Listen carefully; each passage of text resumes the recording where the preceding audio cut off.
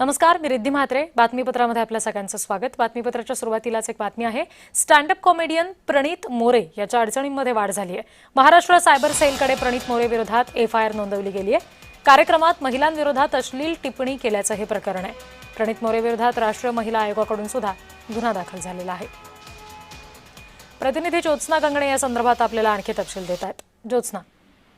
अगदी बरोबर आहे. आपण बघतोय की कॉमेडियन स्टँडअप कॉमेडियन प्रणित मोरे जे आहे तो एका मोठ्या वादात सापडलेला आहे.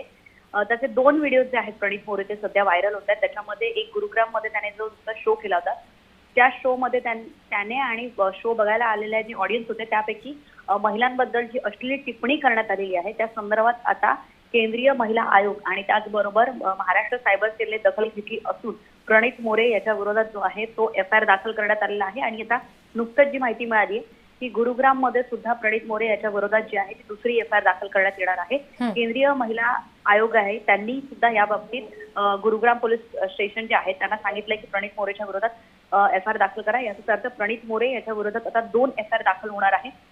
प्रणित मोरेने या संदर्भात जे आहे ते त्याच्याकडनं खुलासा जरी केला असला तरी कॉमेडीच्या नावाखाली जे काही महिलांच्या विरोधात किंवा महिलांना घेऊन जे टिप्पणी केली जाते ज्याला कोणतंही फिल्टर नसतं, अगदी जे नवीन जनरेशन आहे ती अशा प्रकारच्या कॉमेडीला फक्त एक कॉमेडी म्हणून बघते, मात्र संवेदनशीलता त्यांना या संपूर्ण प्रकरणाची कळत नाही. आणि त्याचमुळे अशा प्रकारचे जर कॉमेडीच्या नावाखाली जर महिलांच्या विरोधात कोणी बोलत असेल आणि त्याच्यामुळे समाजामध्ये एक विचित्र मेसेज जात असेल तर मात्र याची दखल सायबर सेलने आणि केंद्रीय महिला आयोगाने घेतलेली असून प्रणित मोरे याचे अनेक जे मोठमोठ्या कंपनीसोबत त्याचं टायअप झालेलं होतं ते सुद्धा आता रद्द करण्यात येत आहे.